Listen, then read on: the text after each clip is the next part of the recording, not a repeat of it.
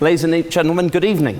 I'm sure, like it has been for you, it's been an absolute pleasure for me to sit here for the last half hour and listen to the three speakers we've heard so far dance awkwardly around the motion we've all come here to see discussed. I'm not saying it hasn't been fun. We've had Ahia's cheeky lecture on growing pains and cultural imperialism, Max's attempts to libel the opposition and remember their names. And of course, those wise words from Orlando, which I have to admit did make me laugh a lot in 2009.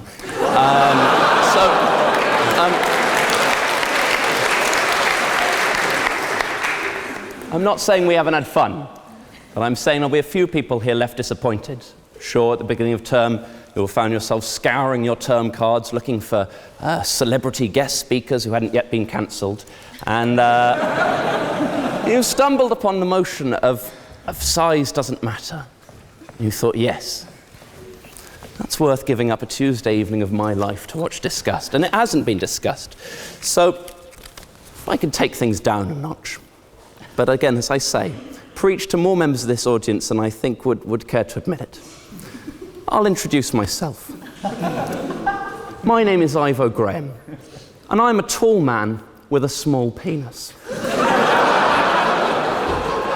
Now, I spent 4 very happy years at Oxford University, waiting one day for the opportunity to stand here in this historic debating chamber in front of a room full of people and animals and say that. I say I waited. I've done one Oxford Union comedy debate before in 2010.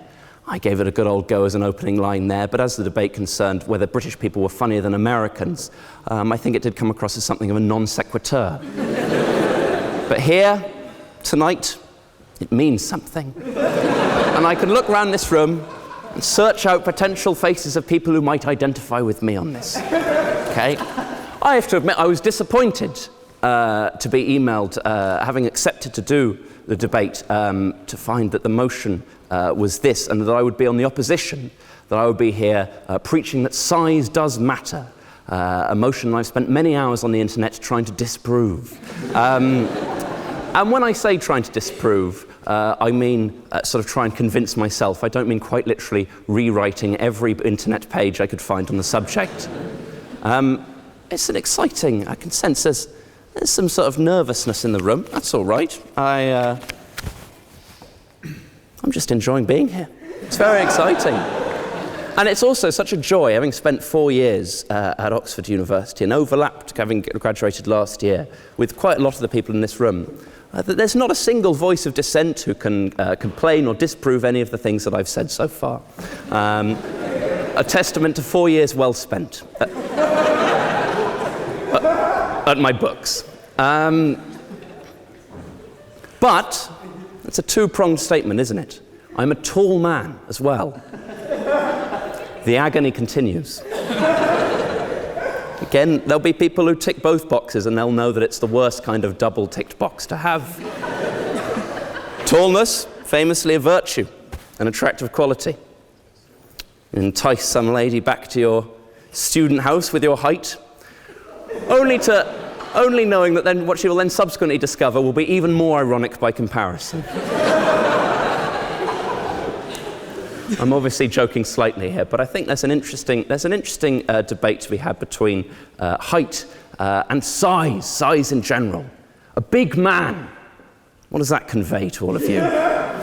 It doesn't convey me. It doesn't convey me. I know this. I'm not a convincing proper adult man. I know this because I too, like I work as a comedian, or a semi-professional comedian. But I go around trying to convince audiences around the country that I'm both funny and a fully functioning adult male. And sometimes they will query that. Sometimes not very kindly.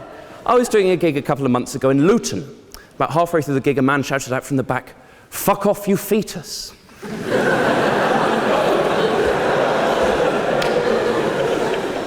And that's a tricky one, isn't it? You have to go home afterwards to, let's make no bones about it, mum. And he says, "Oh, how was the comedy gig? Did they think you were funny?" And you have to say no. They barely seemed to trust that I was alive. A lot of my adolescent and now my notionally adult life has been an attempt to combat this idea of size, to be a proper man, a proper big man. I'm sure we all know the common euphemism for this, a lad.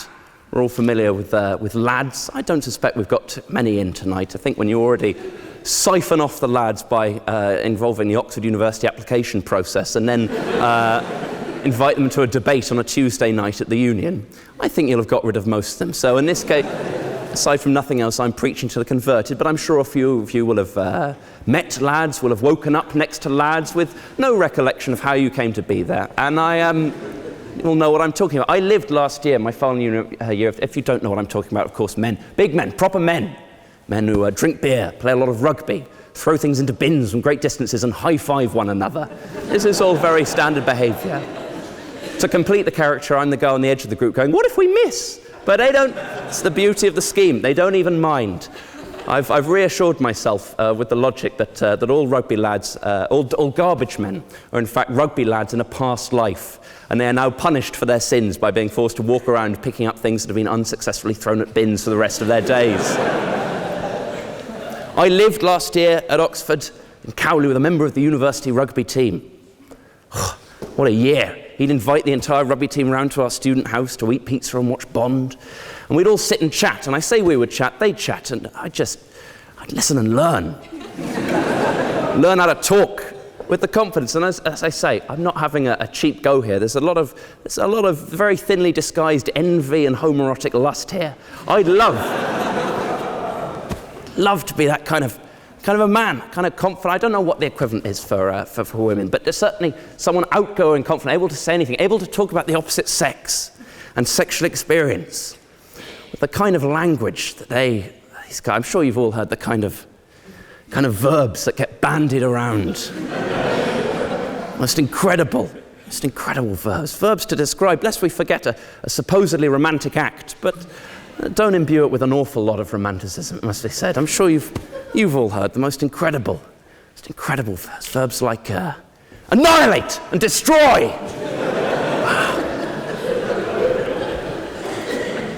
What a dream. That's what size is, isn't it? It's the confidence to be able to just talk like that. Confident to be able to, it'll surprise no one after 5 minutes of my company and the revelations that I've already made so far to discover that I've never annihilated a woman. Don't get me wrong, I've certainly perturbed women, unnerved women.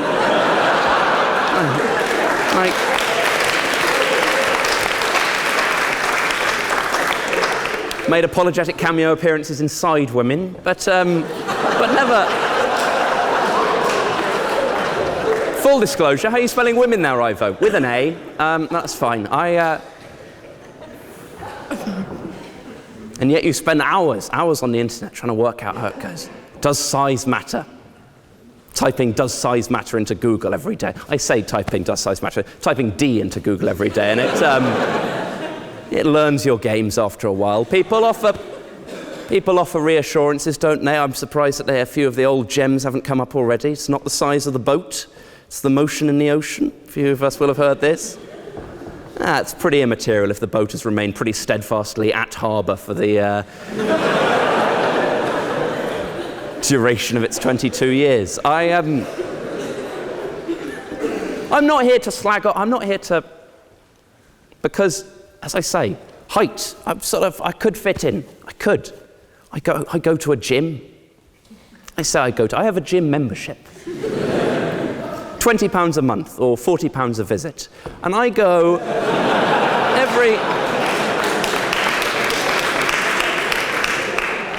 every so often I'll go because I want to try you out. It's that thing, it's that physical thing of making yourself bigger, making yourself better. I'm a lanky man. We may just have plain old short people in tonight. And that is something, again, I think we shouldn't ignore. The idea, does size matter? Quite aside from any sexual connotations in terms of just height. I'm not arguing merely that size, it's not a one-directional thing that size is important to be big. I think this argument for the opposition, that size does matter, should also be a rallying cry a triumphant shake of a fist for small people, people with any kind of deformities that steer them away from the average, from the medium. Do we have any medium height people in the room? No one speaks up. People are uncomfortable with the tedium that they would reveal about themselves, about what it implies. No. I'm sure you, like me, are well versed in the Mr. Men literature of Roger Hargreaves. Got a couple of personal favourites. Mr. Tall and Mr. Small. They've both got their own individual books, but they interact. And their interaction, while comical, is also teaches us something very important. These characters are the envy of the rest of the Mr. Men world. But even those who aren't just tall or small, they have their own features that are important in some sort of way. Mr. Tickle, very long arms. All the better for tickling you with, or getting breakfast without getting out of bed, which is something I think is overlooked by a lot of casual page skimmers. Mr. Nosy, a big nose, all the better for smelling you with. And then Mr. Greedy, another popular character. Now, Mr. Greedy, it confused me as a child. I'm sure many of you that will have read Mr. Greedy will know that the conclusion of Mr. Greedy is that he loses all of the weight at the end of the book. Disappointed, obviously. What kind of games are you playing, Hargreaves, you think? He's lost his raison d'etre, but then he's one step ahead of you. You'll read later Mr. Men books in the series, chronologically, obviously. You'll see Mr. Greedy reappears. Has he put the weight back on? Just a smidge, because he's proud. He's proud to be who he is. And I think there's a sort of marketing value to all of this as well. If you think about any of the things that you enjoy, they've all got some sort of connotation of improvement by an exaggeration of their physical characteristics. The BFG, my favourite Roald Dahl children's book. And if you took unnecessarily tautologous size-related adjectives out of that book, it would just be the F. Would that book sell? What's the book about? It's about a friendly guy. Not for me. Sounds like a cheap knockoff of Mr. Nice. But the BFG is important, and it's even more pertinent with small things. Everything that's small, all sorts of things. Little Boots, little Mix, little Bo Peep. Say hello to my little friend. A lot of rappers, Little John, Little Wayne, Little Chris. Where will these men be when they grow up? I wouldn't want to know. Female equivalents, of course, as well. Lily Cole, Lily Potter. Drinks, lilt. All of these things benefit. Food is a pressing example. Lots of completely unnecessarily named, because it's spread abroad as well, hasn't it? To France. I'm sure we've all enjoyed a petit filou in our time. I'm sure I'm not the only person here who's never had the courage to attempt a whole filou. No.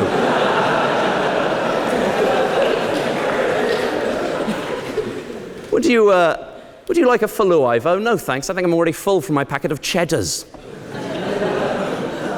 I'm knackered from peeling all the wax off my red bell. Now, I hadn't rehearsed that sentence before. Never mind. Less people have an entire list here of things. I mean, this is literally a man reading things off his phone. Foreign examples: Eine kleine Nachtmusik. Didn't sell as Nachtmusik. They improved it. What's the Italian word for little? Anyone? Piccolo. So good it had an instrument named after it. Not sure if anyone's ever been at a cocktail party trapped by a flute player. It's fucking awkward. Then a piccolo player comes along, and everything's okay with the world. It's a final question by way of proof, because I think I'm losing a few people with this. The minute you stop talking about your penis, people do tend to switch off. So at the front, in the Charles Dickens novel Christmas Carol, could you name me one of Bob Cratchit's children, please? Anyone? None at all. The point is less well proven if he doesn't do them. Does anyone want to volunteer? Tiny Tim? Yeah. Voices all around me. Well, there and there. Tiny Tim, exactly. There's less attention for Martha, Belinda and Peter Cratchit, who admittedly, their part in the story is swept under the covers. What am I trying to prove here, beyond the series of synonyms and lists that I did on the train? I don't know. It's a sort of patronising, almost sort of idiotic conclusion, but as I say, more of a conclusion than any that have been presented so far. But whether big, small, fat, thin, temporarily thin, we should celebrate our deformity. Size does matter, but it doesn't matter in which direction. Just don't be medium. I've been Ivo Graham. Thank you very much.